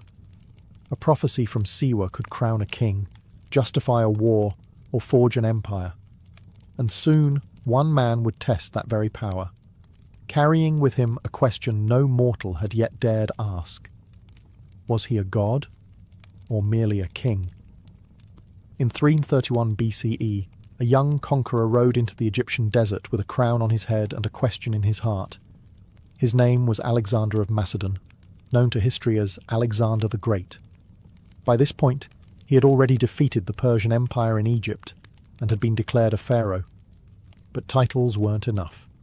Alexander sought divine affirmation, not from men, but from gods, and so he turned towards Siwa. The journey was perilous. The path from Memphis to Siwa was not marked on any clear map. It wound through scorching desert, salt flats, and shifting dunes. Greek historians wrote that Alexander and his caravan nearly lost their way, saved only by miraculous signs, ravens guiding their route, or perhaps divine serpents slithering through the sand. Others claimed they were led by rainstorms, extraordinary events in such an arid land. These tales may have been embellished, but they reflect the mythic tone of the entire expedition. Why did Alexander risk so much to reach the temple? The answer lies in his ambition, not just to rule the known world, but to become more than human. Like the pharaohs before him, Alexander wanted divine legitimacy. He believed, or wanted others to believe, that he was not merely the son of Philip of Macedon, but the son of Zeus Ammon, the supreme god of both the Greek and Egyptian pantheons, whose earthly voice whispered from the Siwan temple. When he arrived at the oasis, Alexander was welcomed with great honour. The priests, likely well aware of his power and political reach, received him in the temple's inner sanctum, a rare privilege. What transpired in that meeting remains a mystery. No detailed account exists. But Alexander emerged transformed. Later, when asked what the oracle had told him, he was famously vague. Some sources suggest the oracle addressed him as the son of Zeus. Others say Alexander received a prophecy of victory and divine favour. Whatever the truth, Alexander's behaviour changed. He increasingly portrayed himself as a semi-divine figure, commanding loyalty not just as a king, but as a god in human form. The desert had given him more than just an answer. It had given him myth, and myth, once claimed, could move armies, build cities, and reshape empires. The temple had spoken, and Alexander never looked back. The temple of the oracle at Siwa stood at the crossroads of cultures, not just geographically, but spiritually. Its god, Amun, had long reigned as one of Egypt's most powerful deities. But as Greek influence spread into Egypt, Amun underwent a transformation in the minds of the Mediterranean world. He was reborn as Zeus Ammon, a fusion of two supreme gods, Egyptian and Greek, united in the blazing desert of Siwa. This fusion was more than symbolic. It reflected a broader syncretism, the blending of beliefs, images, and rituals that occurred when empires collided. For the Greeks, Zeus was the king of the gods, thunder-wielding, bearded, omnipotent. Amun, for the Egyptians, was the hidden one, unseen, mysterious, the breath behind all creation. He was often depicted with a ram's horns, symbols of virility, power, and divine presence. When Greeks encountered Ammon, they recognized a familiar authority and gave him the name Zeus Ammon. At Siwa, this blended identity took on extraordinary weight. The priests there were Egyptian, trained in ancient rites, yet their fame reached the Hellenistic world. For visiting Greeks like Alexander the Great, the oracle of Zeus Ammon represented not only a divine voice, but a bridge between civilizations. If Alexander could be declared the son of Zeus Ammon, he could rule both Greeks and Egyptians with a single divine lineage. The imagery followed him. Coins minted during his reign began to show Alexander adorned with ram's horns, a direct reference to Zeus Ammon and his divine paternity. This wasn't a stylistic flourish, it was a political message. Alexander wasn't just endorsed by the gods, he was of the gods. This claim helped unify a vast empire where religion was as much a tool of rule as sword or law. Zeus Ammon's cult spread beyond Siwa. Temples were built or rebranded in his name across North Africa, Greece, and even parts of Asia. Pilgrims continued to make the trek to Siwa, drawn by the mystique of a god who was both familiar and foreign, both Greek and Egyptian. The temple had become more than a shrine. It was a cosmic junction, where empires, gods, and destinies met. In the echo of its oracle, one could hear the voice not of a single culture, but of a world in transformation. And in that transformation, Zeus Ammon reigned supreme. Unlike the towering pylons of Luxor or the sprawling avenues of Karnak, the temple of the oracle at Siwa was modest in scale, but monumental in meaning. Built into the limestone cliffs of the Akurmi Hill, the structure blended seamlessly into its desert surroundings, almost as if it had emerged from the rock itself. But this wasn't a flaw of grandeur, it was a choice. The temple's power came not from its size, but from its secrecy. Approaching the temple, pilgrims would pass through winding pathways and narrow gates, ascending toward a sanctuary carved into the hill. The complex included a forecourt, a small hall, and finally the Holy of Holies, the inner chamber where the oracle's voice was said to reside. This final space was off-limits to all but the high priest and select individuals, like Alexander. Its simplicity concealed its sanctity. There were no grand statues or golden shrines, only silence and the unseen presence of a god. The temple's design served a purpose, to disorient and humble. The tight corridors and sharp angles forced visitors to slow down, to lower their heads, to move with caution and reverence. In the desert, where vastness and exposure ruled, the temple offered enclosure and stillness. Light barely entered the sanctuary. Incense would have hung heavy in the air. Echoes turned whispers into something otherworldly. Scholars believe the temple may have had roof openings or vents to carry the priest's voice into adjoining rooms, heightening the drama of the oracle's declarations. From the shadows, a god would speak, and listeners would feel awe not because of what they saw, but what they heard. The architecture wasn't just functional, it was ritualistic theatre. Surrounding the temple were other structures, priests' quarters, ritual pools, and sacred gardens fed by natural springs. Even in this arid land, Siwa was blessed with water, adding to the belief that the oasis itself was touched by divine hands. From this sacred hill, one could see the dunes stretching endlessly, a reminder of the temple's isolation and importance. This was not a place for crowds. It was a place for pilgrims, prophets, and kings. A space designed not to impress the eyes, but to stir the soul. And in that still, cloistered chamber, the future could be whispered from stone. As centuries passed and empires shifted, the temple of the oracle at Siwa began to fade, not in legend, but in voice. The divine breath that once stirred the desert winds grew still. By the time the Roman Empire took root in Egypt, the oracle's prominence had begun to wane. What had once been a cosmic crossroads between gods and kings was now a relic of a fading world. There was no single moment when the oracle fell silent. It was a slow unravelling. After Alexander's death in 323 BCE, His generals fought bitterly over his empire, and the political unity that had given the temple prestige dissolved. Though Zeus Ammon continued to be venerated in name, the pilgrimage to Siwa no longer held the same magnetic pull. Power shifted back to the Nile Valley and to cities like Alexandria, where philosophy and science began to replace oracular faith. The rise of Rome brought new gods, new laws, and new priorities. Roman emperors paid lip service to Egyptian cults, but the centralized bureaucratic religion of the empire left little room for the shadowy ambiguity of oracles. Shrines like Siwa's were increasingly seen as quaint remnants of a mythic past, respected but no longer consulted for matters of state. Then came Christianity. As it spread across Egypt in the early centuries CE, it cast a harsh light on the old pagan ways. By the 4th century, under the Christianized Roman Empire, temples to the ancient gods were being shut down or repurposed. Oracles were denounced as demonic or deceitful.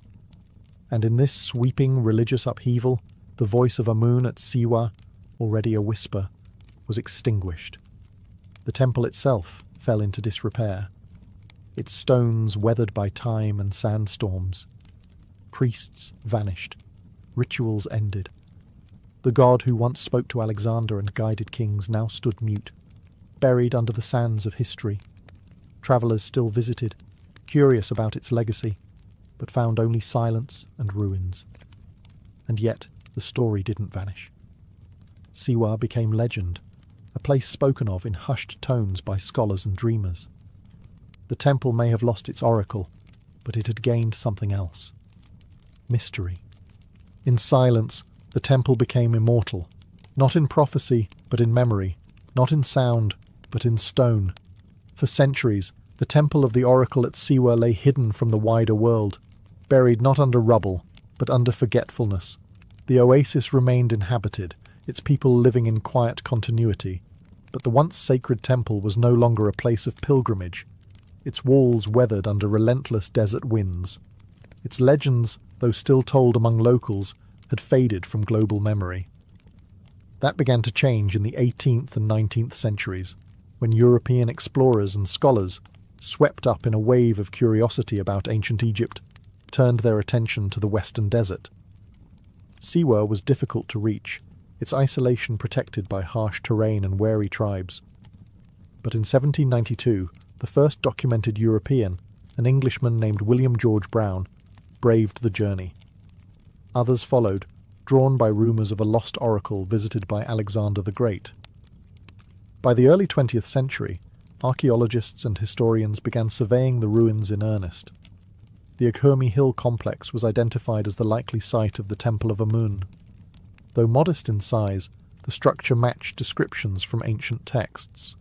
A central chamber, thick defensive walls, and its vantage point over the surrounding oasis. The temple wasn't grand, but it was exactly where history said it would be. Excavations were limited and cautious. The site had suffered erosion, but some stonework and inscriptions remained. Fragmentary as it was, the architecture spoke volumes. A stone altar, traces of columns, rooms aligned with celestial bodies. Each clue confirmed that this wind-swept ruin had once held the ear of kings and gods. More than archaeology, it was the mythology of Siwa that drew fascination. The idea that Alexander had stood here, alone in a desert sanctuary, hearing words that would change empires, captured the imagination of generations.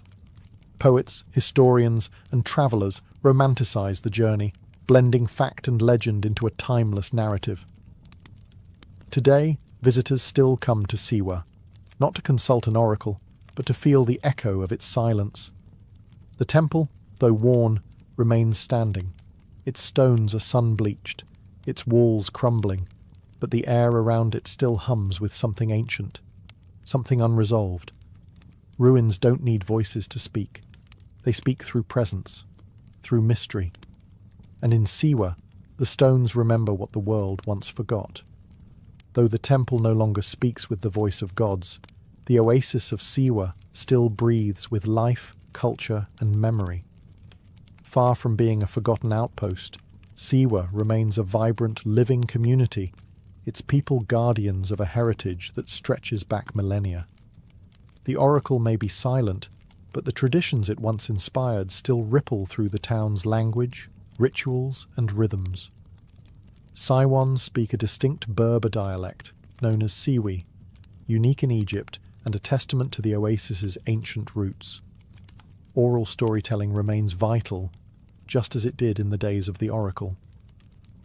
Elders pass down myths, family histories, and local legends, blending Islamic faith with pre-Islamic customs in subtle ways. Many Siwans still recount tales of Alexander's visit, not from books, but from memory. The architecture of Siwa also preserves echoes of the past. Traditional mud brick buildings, cool in the searing desert heat, line the town, and the ruined fortress of Shali, built from salt and clay, still towers over the oasis like a ghost of another age. The design of these structures reflects a continuity of form and function that has resisted change for centuries. Siwa's sacred geography remains powerful. Nearby springs and pools are still venerated. Cleopatra's Pool, a natural spring believed to have been used by the famous queen herself, remains a popular spot for both locals and visitors. Rituals tied to fertility, harvest, and healing still occur, many layered with Islamic prayers but rooted in older traditions. Even marriage festivals, like the annual celebration at Gebel Dakrur, preserve elements of Siwa's spiritual past. Families gather, songs echo, and matches are made, not unlike the ancient gatherings once held at the temple, where people sought guidance not only for war and kingship, but for life itself. In the modern age, Siwa has become a quiet pilgrimage site of a different kind, not for prophecy, but for peace. Travellers seeking escape from the noise of modernity come here to walk the palm groves, soak in the desert silence, and reflect on a time when gods spoke from stone. Siwa reminds us that history is not only found in books or beneath the ground, it lives in people, in custom, in memory. And through them, the oracle still murmurs, not in thunder, but in whispers. The temple of the oracle at Siwa may no longer stand in its full glory, but its legacy endures, in myth, in memory, and in the minds of those who seek meaning beyond what is written. For centuries, its voice guided kings and comforted pilgrims. Its silence today only deepens its mystique. Few places in the ancient world held such a profound air of sacred uncertainty, a space where questions were heavier than answers, and silence could feel divine. Siwa's oracle lives on not in revived rituals, but in the stories we continue to tell. Alexander the Great's visit remains one of history's most compelling crossroads. A mortal man, surrounded by sand, seeking to confirm that he was more than human. Whether the oracle truly declared him a god, or merely allowed him to believe it, the outcome was the same. Destiny was shaped. The enduring fascination with Siwa comes from this fusion of history and myth. It asks us timeless questions. Can men become gods? Can destiny be revealed? Does the voice of truth ever speak plainly, or only in riddles? And perhaps most importantly, do we still listen for those whispers? Modern seekers visit the ruins not with questions of empire or conquest, but for clarity, for stillness, for presence. The desert remains vast and unmoved, the temple crumbling but magnetic. The same sun that scorched Alexander's caravan now warms curious travellers. The same silence that once surrounded the Holy of Holies still envelops the broken walls. Siwa invites reflection, not because it gives answers, but because it has always honoured the asking. The oracle, like all ancient voices, was never about fortune-telling. It was about direction, affirmation, possibility. The journey across the sands was never just a physical trial. It was a ritual of transformation. You didn't just arrive at the temple. You became someone else along the way. Today, as we face our own deserts of meaning, identity, and purpose, perhaps the oracle still has something to offer. Not a booming voice from the past, but a quiet suggestion in the mind. Who are you, really? And what are you becoming? The temple is dust. The voice is gone. But the question remains. And that, perhaps, was always the true prophecy.